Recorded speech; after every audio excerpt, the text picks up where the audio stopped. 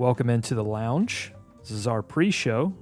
If you're a first-time listener to This Is Not a Serious Hornets podcast, it's where we just take some time, David and I, to rap before we actually talk about the Hornets. David, how are you?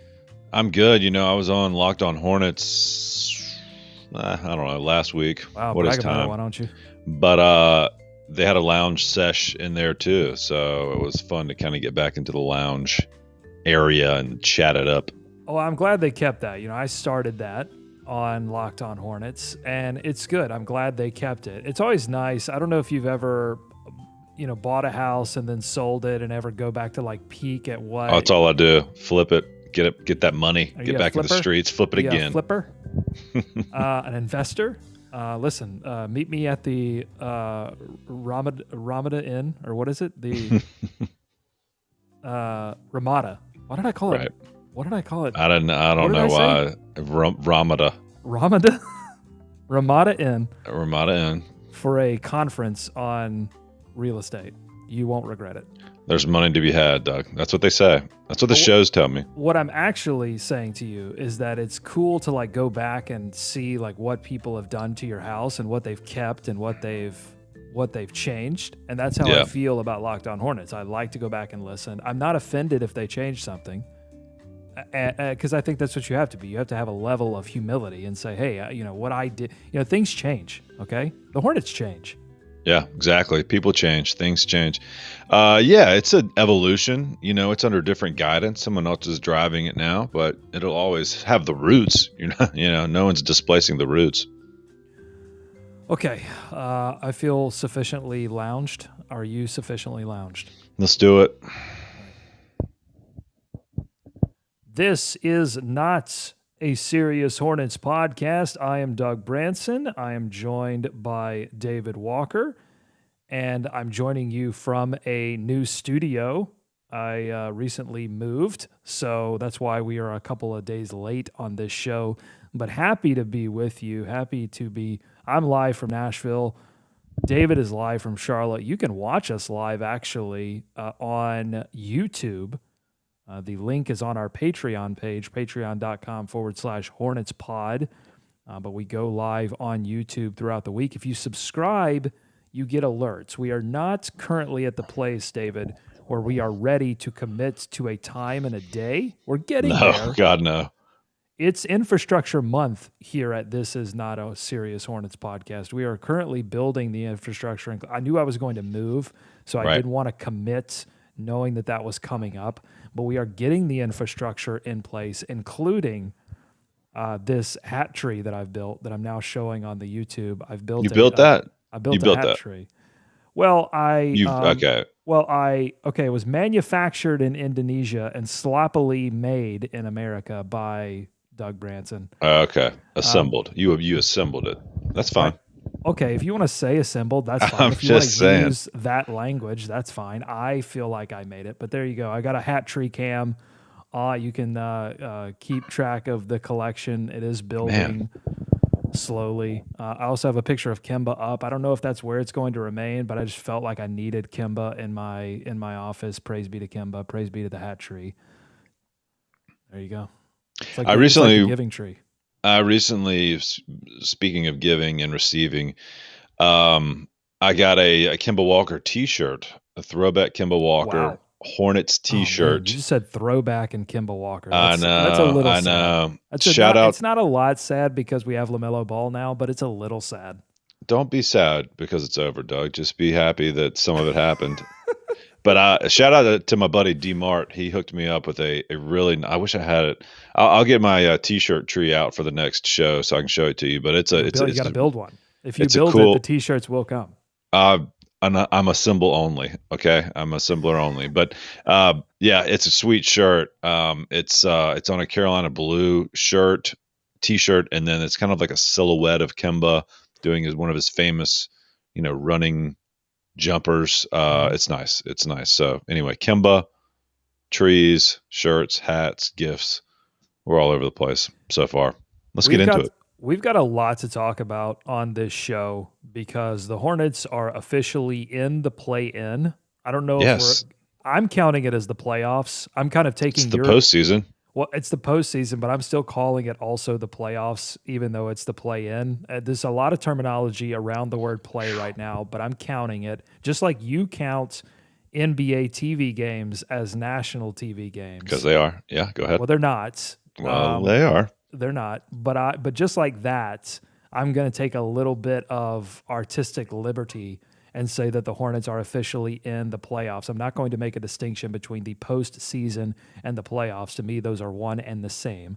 So now that we have that out of the way, you can officially tell your friends that This Is Not a Serious Hornets podcast says that the Hornets are in the playoffs. They are playing in the playoffs. So we've got to talk about that. We have to talk about the games that they have coming up because those are important games. They will determine how easy it will be or difficult it will be for the Hornets to get through the play-in tournament and into the playoffs. We have to talk about LaMelo Ball's wrist, I think, because I'm starting to get a little worried about it, and I want to discuss that. Okay. David, what's on your agenda before I thank our Patreon subscribers? I definitely want to hit on those things. I want to talk about the terminology that's being used around the Hornets' appearance in the playoffs. I'm taking your lead with that. We're going to call it the playoffs. I want to say, like, this feels like a language show. We're going to really break down a semantics. This is a semantics episode. Let me get those my are always source extremely interesting. I thought maybe we could also fix the NBA, Doug. This might be a fun thing at the end of every season if we could, between the two of us, fix some things that are just going god-awfully wrong with the association, and I've got some thoughts. Well, remind me, I had a great idea for the skills challenge. I was in a conversation with some of the people at the Locked On Podcast Network, and we were talking. I don't know why this came up, but I came up with a suggestion for fixing the skills challenge, so remind me to tell you that in a minute. Oh, I can't wait to hear this. More of it would be my only fix, but go ahead. Okay, let me thank our wonderful, beautiful, amazing Patreon subscribers. Why am I thanking them? Because they are contributing financially to making this show happen. There are a few bills to pay that help David and I get this show off the ground, including the Restream YouTube feed that you are seeing now. We have like a motion background. Like Restream is adding some stuff in here to make this visually interesting, and I love them for it. They're paying for this hat tree cam. I mean, they don't get hat tree. The hat tree. Praise be to the hat tree. You do not get the hat tree cam without the Patreon subscribers. I want to thank one in particular. Tyler raised his Patreon donation from $2 a month to $7 a month. He's going big time. Tyler, and we appreciate it, Tyler. I promise, now that I moved into this new studio space, we are going to do some things for the people who are $5 or more subscribers, do some special things that are only for them. But you can support us at a $3 level, a $5 level, or just give what you can to help us out. Every dollar counts. Patreon.com/HornetsPod. You'll get a shout out on the show and some other benefits as well. So thank you, thank you, thank you. Let's get to the show. Where do you want to start, David? I mean, I think we have to recap some of these games that happened since we last left you. What do you think about starting there? I mean, let's start with the Nuggets game, Doug. It's the most recent one. I think it's the better of the two latest outings for me, and it did result in the Hornets being in the postseason. Rather by win or lose. But after that game, they had clinched their spot. So I mean, we can start there. Clench is a great word. If we're talking about language, clench. I like the word clench. It just comes off the clench. It sounds like a good word, clench. Well, it's a good word when you're talking about most things, right? Because if you're clinching something, you're almost saving it. We're getting dangerously close into foreign territory here. But no, Doug, let's start with the Nuggets game because I had a better feeling coming out of that game than the previous one. And you had the return of Devontae Graham, which is always nice. That's true. We should talk about that. I feel like that was the feature of this game, and that they lose this game 117-112. But if you look at the quotes, like from Borrego and some of the players, I could have been mistaken that they won the game. Like they felt like it was a great effort against one of the top teams in the Western Conference. And JB gets kicked out. Well, And that's a I've never classic seen that before. classic move by a coach, seeing his I've team been waiting for it. struggling a little bit. You know, this feels like a baseball thing, but occasionally it does happen in the NBA. I feel like Doc Rivers made a living on that, just like seeing his team getting a little despondent or a little lackadaisical, and he's like, all right, I'm going to fire these guys up. It's an interesting concept, though. I'm going to fire these players up by removing myself from the game. It's like an interesting concept. Well, in-game coaching is pretty much overrated anyway, and they have bold take. they have a take. group they have Steve a group Clifford of guys. I don't know that Steve Clifford would agree with you. They have a group of guys over there that can carry the water, at least for a couple quarters, right? And the philosophy was going to stay in place. And I was ready for JB to do it on that one because I think there was a lot of growing frustration in the building about the referees and some of the calls that were going on, and that can happen. But you rarely do you see JB fire off with two really, really sharp F bombs, and they then weren't just get tossed. I mean, they weren't calling anything. I mean, it was Yeah. it was a physical game, and I feel like the refs were taking a night off. They were like, all right, you guys just figure it out amongst yourselves. And you also had the LaMelo Ball technical when he forcefully removed, the referee's hand from his midsection. That got a lot of attention league wide, I think, just because it's LaMelo, and anything with the officials is probably going to get the notice of Twitter and commentators and stuff like that. So it was getting testy though, and like the Hornets lost control a little bit there in the fourth quarter.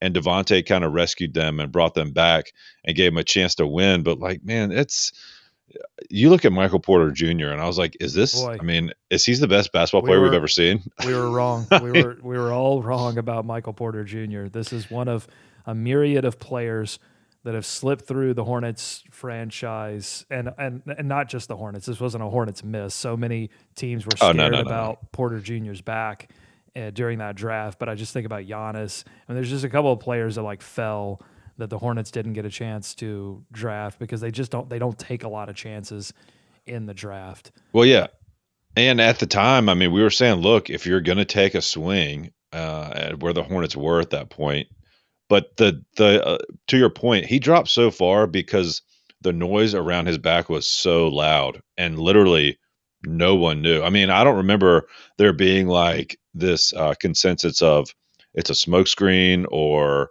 that they're trying to direct themselves to to Denver or anything like that. There was legitimate concern and questions around if he would ever be able to play the way he did, obviously in high school and whatever he did in college, which was limited.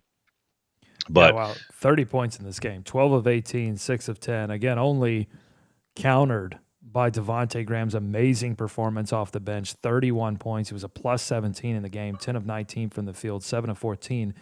It masked another great bench performance, technically a bench performance, though he got more minutes than the starting center, and that's Cody Zeller. 7 of 9 from the field, 15 points, 10 rebounds, double-doubling it up, 4 offensive rebounds, 3 assists, 2 steals, and again gets 29 minutes versus Bismack. I don't know. It just seems like we're now the scales are tilting back towards Zeller. Maybe Zeller eventually reclaims the starting role. Just the center position has been so weird this season. So weird. But we talked about that when Walker was on, and Walker was ringing the Cody Zeller bell for weeks and weeks.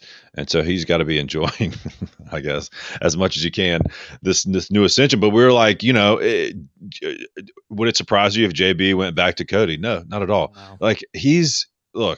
This whole center position fiasco, disaster, it's going to be the undoing. What's worse, a fiasco or a disaster? I feel like a disaster's worse. Disaster. Right? Disaster's worse. And then because you never hear anybody say, what's something you use with disaster? Weather. Or natural a natural fiasco. Yeah. A natural. You're not going to have a natural fiasco. Yeah, we don't call a tornado a natural fiasco. Yeah, certainly we'll continue building out this scale, but I think disaster is certainly the worst. Did I call Ramada in a Ramada in? My goodness. I'm telling you, moving has taken all of me physically and mentally. I am a That'll do disaster. it I'm to a you. fiasco. I am a downright fiasco. Right. Okay, let's talk about LaMelo Ball in this game. 1 of 9 from the field, 0 of 3. This comes after the Pelicans game in which he missed 2 late free throws and had a bevy of turnovers that were not helping the team. He had 5 in this one. Finishes the game with 5 points, 7 assists, and 12 rebounds. But again, didn't shoot the ball very well. And man, David, I mean, I'm just seeing him more and more touch his wrist, shake his wrist out. I mean, I don't know. The things on that you get shots of him on the bench wrapping it up. I mean, maybe it's time to just Keeping it wrap warm. it up in terms of his season. I mean, I know that's hard to say because they're about to go into the play-in. He makes such an impact on games when he's playing really well. I mean, you know, I just pointed out some negative things at the end of the game against the Pelicans, but he had 22 points and I think 6 assists in that game. So, like, counting stats were great. Just some moments at the end of the game that were tough. But David, are you getting worried about LaMelo Ball and that wrist injury? I can't do it. I've got to put my faith in whoever is over there. Even though they seem to have misdiagnosed it from the very get go, but I was certainly worried when he banged it on the backboard and then went to the bench and they looked at it and they heated it up. But then he came back in and played. And to your point, you had a good game against the Pelicans. Did not look great against the Nuggets, and we'll see how he bounces back tonight. But they did do a little bit of a segment in there when he was on the bench during that game of the TV broadcast. They mentioned it's still, healing, or it's still getting back to 100%. I wouldn't think it'll be that way as long as he keeps playing this season and this postseason. Just because there's not that much there's not many days of rest, not much rest you can give it when you're playing this much. But he's clearly trying to keep it warm, smooth it out. I don't know if I have to imagine this has got to be his first significant injury of his playing career, really. I'd have to go back and look, but I don't recall him missing any time in Australia or wherever else he's played. So I think the mental part of that is playing on some of this too. If he was hurt,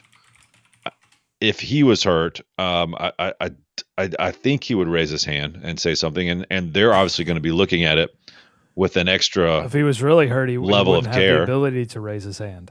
True, he could use his That's other when hand. That's when he tries to raise his hand again. That's when he's really hurt. But I hear it all. I mean, I get the concern. I just can't do it. I've got to trust them, but they're looking at. I got to trust the team. I got to trust from top down that they're going to say, hey, if there's something wrong here, if there's too much concern, if there's a level of care we need to take above and beyond what we're doing, we need to do that. So, look, I'm going to trust them. I'm going to trust LaMelo. If he's good to go, he's good to go. Here, I want to run down his 3-point percentage and also the number of 3-pointers he's taken since returning. Okay. And this is what worries me. All right. You go back to Detroit 5-1, first game back, 1 of 4 from the field from 3, 25%. Miami 0 of 3. Bounces back in the second game against Detroit, 3 of 5. Then 0 of 2, 0 of 7, 2 of 5 against New Orleans. That's 40% for those math heads out there. And then finally against Denver, 0 of 3. Okay. So a lot of offers in there, and that worries me. He's not shooting as well, and he's not shooting as much. I mean, he was, several 5 3-point attempt games. He was 6 of 9, nice, against Toronto, 5 of 7 against Portland back in March, 4 of 5 against Minnesota back in March as well. And so he's not shooting it as often from deep, and he's not shooting it well. And I just can't help but think that that's part of the wrist injury. And I don't know. I mean, if you're not shooting it as well, he's going to try to find offense in other ways, and he's probably going to put his body in harm's way to get to the rim. And so maybe it's not only just risking wrist injury, but you may be risking other injuries just by virtue of him not shooting it as much, where you're less likely to get injured. Yeah, maybe. Doesn't seem to be finishing quite as well. Missed a few of those close shots, but he did get fouled on some of those. And again, when you're going up against someone like Jokic, or the length of like a Jackson Hayes or some of the guys they've gone up against, maybe it's just getting back into the flow. I mean, he is coming back from an injury. He is trying to make his impact felt on the game. And so I don't know. I mean, I hear you. I think they're trying to do all they can. I just think that if he's hurt, they've got to watch him closely every day. Obviously, if it's something they feel uncomfortable with, they got to pull him out. But up to this point, I guess they aren't. Um, I just want to rewind the tape back to just briefly, just kind of recap how we got where we are right now with the Hornets. They're in the 8th seed. They're in the play-in. They have tiebreakers over the teams, the two teams below them, the Indiana Pacers, who have the exact same record, but again, the Hornets have the tiebreaker, and then the Wizards sitting below them, they have the tiebreaker there as well. So they're in the catbird seat, as they say, but tenuously because they've lost, since we last left you, they've lost 3 out of 4 games. They get blown out by Chicago. It's just a matchup nightmare, just a weird thing because Chicago has not played very well this season, but when they play the Hornets, they just get up. Zach LaVine returned for this game. Vucevic played well. It's just they've got size, they've got length. This Hornets team is lacking, especially inside. They're lacking both of those things. So tough game there. They get the win over Orlando pretty easily. That was a nice win. Then the close loss to New Orleans, that was really disappointing because it felt like, it was right there for the Hornets to take against New Orleans because they were missing Zion. They were missing Brandon Ingram. These are two injured teams. I mean, Charlotte has fair share of injuries. They're missing Miles. They're missing Gordon Hayward. Malik Monk's been missing in action generally, just trying to get back from his injury. But they lose this one.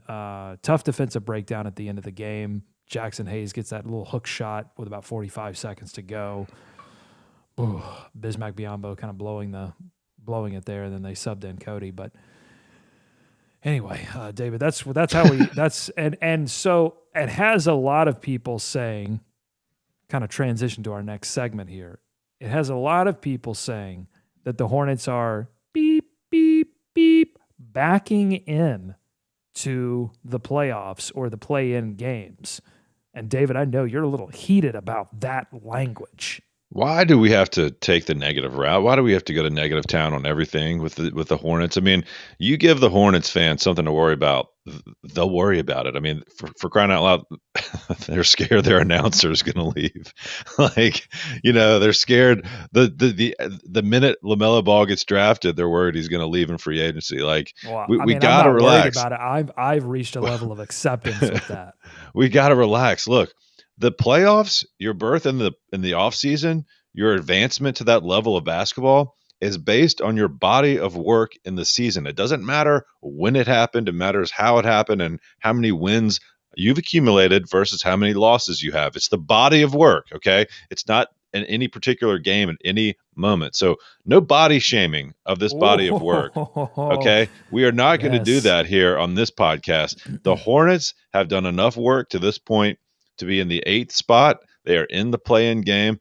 Guess who else qualified for the playoffs last night? The Knicks. You know what they did? They didn't even play. Okay, so they got in by virtue of the Celtics losing another game. The Hornets got in, even though they lost, by their friends the Chicago Bulls losing. So this backing in business, it's stop it. Okay, this team was not supposed to be here, for one thing.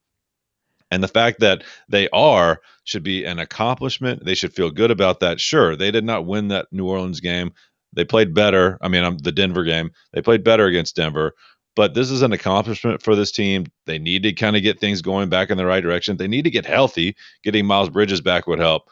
But this backing in business is nonsense. I'm sorry. You're not going to look back 10 years ago and go down the line and say they were in the 8th spot, but they could have been, I don't know, in the 7th. I mean, look, the Hornets had the 4th best record, what was it, a handful of years ago, and were relegated to the 6th or 7th or 8th spot, I think, by virtue of tiebreakers. So this year they actually have the benefit of tiebreakers. Let's take advantage of some of that. Maybe we get some luck, but be happy about this. I like a lot of things you said there. Let's celebrate life. Let's celebrate birth. And let's celebrate the fact that the Hornets did it the right way, right? Yeah. I mean, it's not just that they're in the playoffs.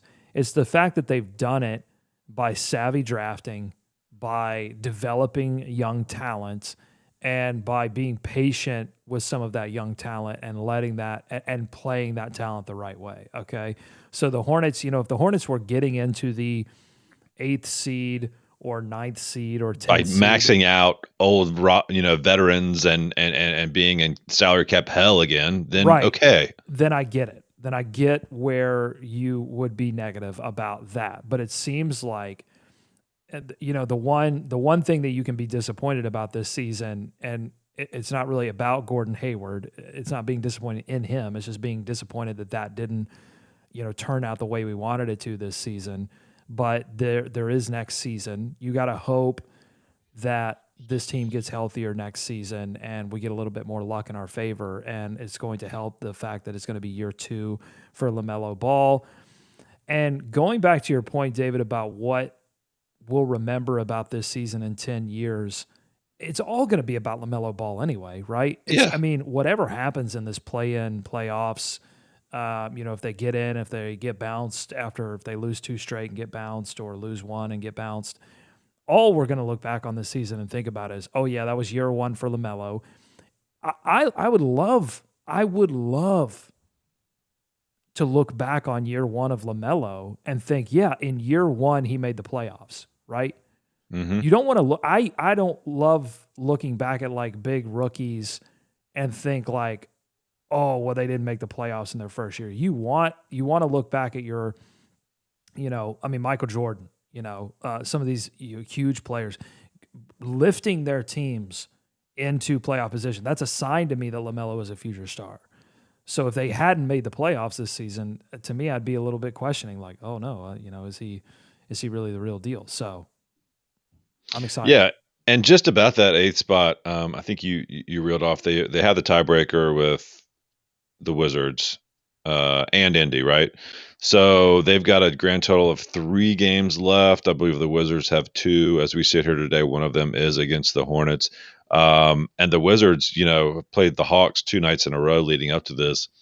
I think we're in control to win both of those games, minus Bradley Beal.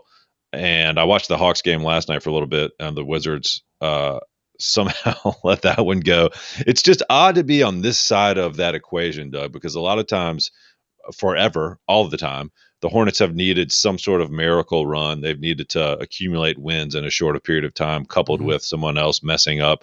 And now they're kind of, like you said, they're in the driver's seat for that 8th spot, even though, they've got a pretty tough schedule coming up, and they really need to get, you'd feel great about 2 wins. They really need to win 1 and then, kind of see what happens to lock in that 8th spot, or the 8th, position in the play-in. Yeah, I mean, you look at the record right now, 3 games under 500. They've got they have 3 games remaining. Clippers, that's going to be tough.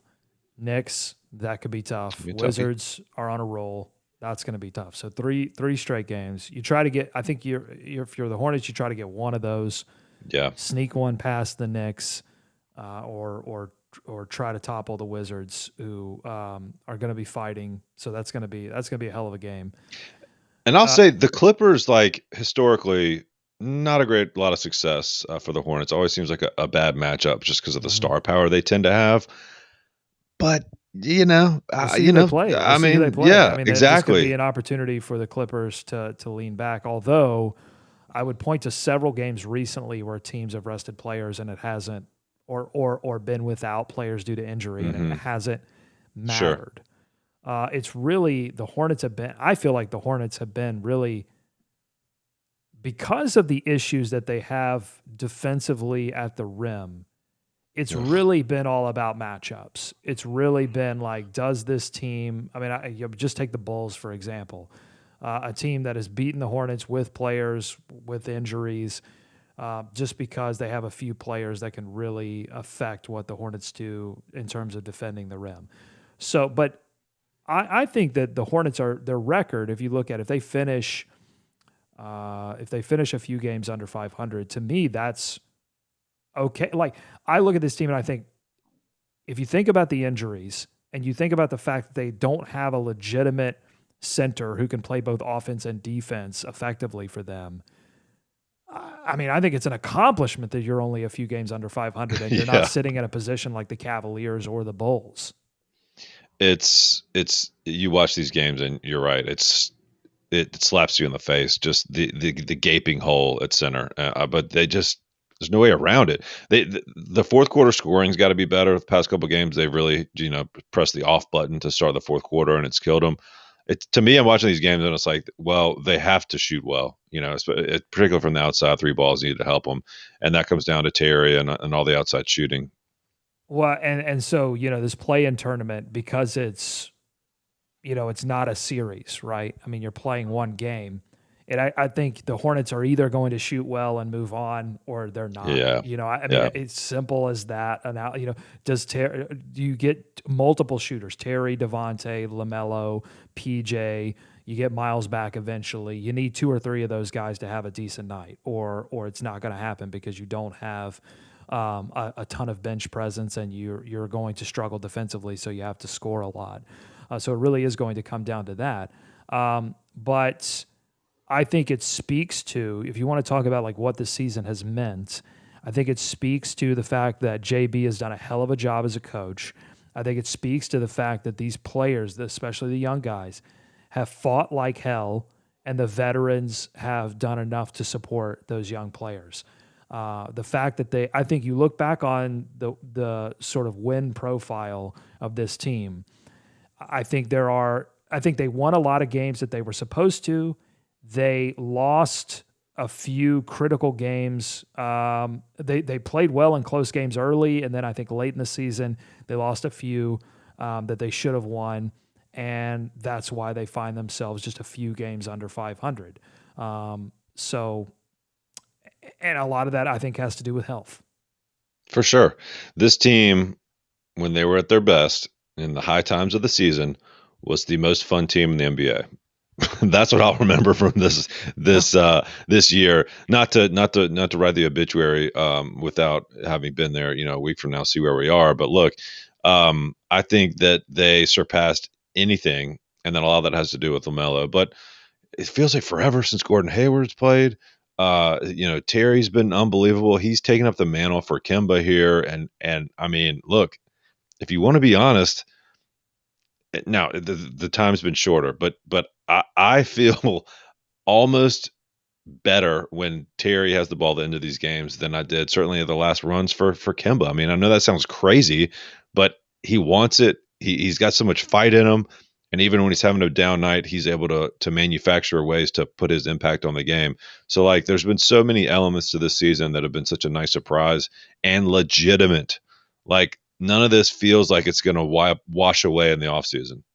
Well, on the Kemba Terry thing, I think it's less about comparing those two players one versus one, and I think it's more about the fact that Terry has a much better situation with other players around him right now that draw attention. I mean, LaMelo can draw attention. You've got shooters, PJ, Miles are all shooting better than they ever did with Kemba around. So I think it's more about that. Sure. But I want to say this about the season.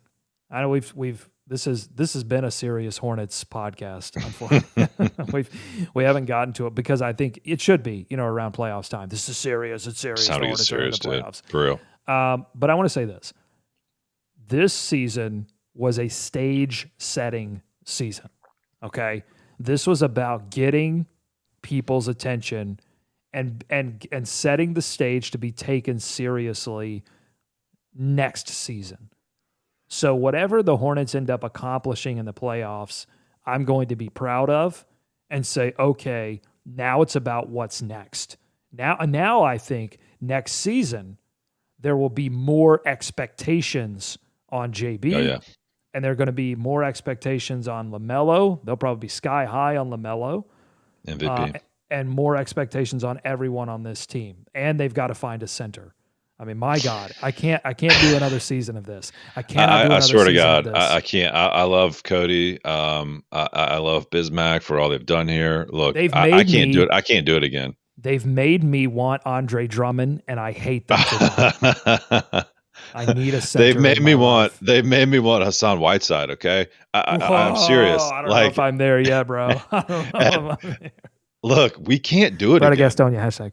We cannot do it again. They cannot run this back. I don't care how good the deal is. There is no deal that is going to be phenomenal enough to run this back again. It's enough. It's over. Look, guys, we've seen what it is. We know what it is. last season, I do want to say something about that because last offseason, I think they were clearly like, look, we are not going to hamstring ourselves again in any position, right? We're not going to mortgage the farm here for a team that, at best, maybe be flirting with one of the final playoff spots. They're way ahead of schedule, but going back to last summer, they took a couple swings on guys like Harrell and who else am I forgetting? A couple of guys to fill that center spot, and it didn't work out. But I think correctly, and they took a couple swings in the draft. That's why they brought in the two young guys in the draft to try and maybe buy a lottery ticket on one of those two guys. Maybe they could fill a hole there. They haven't done that as of yet. But I even now today, after having watched all these games with the gaping hole at center, I'm still fine with it. I mean, they rolled the dice that they could just kind of build up the rest of the team and get to next season and then figure it out. And looking back, I still would do that. I'm sorry, you're not gonna, take a huge swing on a center that you don't know what's built around him, right? You didn't know what LaMelo was going to be. You didn't know how all these pieces were going to fit together. So I'm fine punting that until this offseason, but now they got to do something. Well, that's the thing I want to key on here. Maybe we wrap up with this is the Hornets. If you look back at the end of last season, David, think back to that time. I remember thinking, okay, the Hornets really have a lot of question marks. They don't know exactly what they have. What is Miles Bridges? What will Devontae Graham become? Is he a star in the making, or are the limitations going to shine brighter, unfortunately, than some of the other things that we saw? And what is PJ Washington? What are they going to do in the draft? And so now, as I think back, now that we're at the end of this season, David, I feel pretty confident. I know what Miles Bridges is and what he isn't. I know what PJ Washington is and what he isn't. They certainly know what they have in LaMelo Ball. They have a superstar. And Terry Rozier. I think they know exactly what they have in Terry Rozier. They've got a tough decision to make coming up. Do they hold on to Terry or do they move on? And I think now you have some clarification on what Devontae Graham is. He's not a future star in the making. He can be a significant bench contributor, depth piece, can come in and replace Terry or LaMelo if they get hurt, and your offense doesn't have to suffer. So you know what all of these pieces are now. And that's why I say this was a stage-setting season, and they know exactly what they don't have at the center position, and they have to go out and find that. No, that's what I'm saying. Next season, no excuses. It's time to win. Yeah, it's going to be interesting offseason for sure. We didn't even mention Summer League, an entire offseason of training and whatnot. So we're not there yet, though, Doug. We've got some work to do. Am I getting ahead of myself? We're not even in the play-in yet, and I'm talking about next season. No, that's okay. No one ever celebrates the now. It's always looking to the future. Boston, by the way, who's sitting in the 7th seed. So if the Hornets they're free falling too. They're really. They're honestly, that's a fiasco. I don't think it's quite a disaster, but it's a fiasco. Well, yeah. No, I mean, they're free falling. The 7th seed, honestly, is there for the taking. And what kind of sucks about this whole thing is, correct me if I'm wrong, but the Knicks and the Wizards games, those are COVID makeup games, right? So they theoretically would have played those during the hot streak. I can't remember exactly when in the season, but certainly you would have rather played both of those teams before now. Oh, sure. Yeah, I mean, it's an unfortunate one of the many side effects of COVID is your team having a headache at the end of the season. Yeah. All right, David. Again, I apologize to the listeners for this being a serious Hornets podcast. It's not what we promised you. We promised you this would not be a serious Hornets podcast, but we have some exciting play-in playoffs talk. So we hope you enjoyed it, and we're going to be back next week. Let's say Tuesday. If you want to watch live, subscribe on YouTube. Search "This Is Not a Serious Hornets Podcast," or head over to the Patreon page and get the link, patreon.com/Hornets Pod. We're going to work on some social infrastructure. Again, it's Infrastructure Month here on This Is Not a Serious Hornets Podcast. We're going to put the pieces in place here as we get ready for some playoff, not play-in. We're getting ready for playoff basketball with the Charlotte Hornets. And we have 3 more regular season games to recap next week. So stick with us. For David, I'm Doug. We're making it up as we go along, but folks, it's only getting better. Go Hornets, go America. Let's swarm Charlotte. See you next week.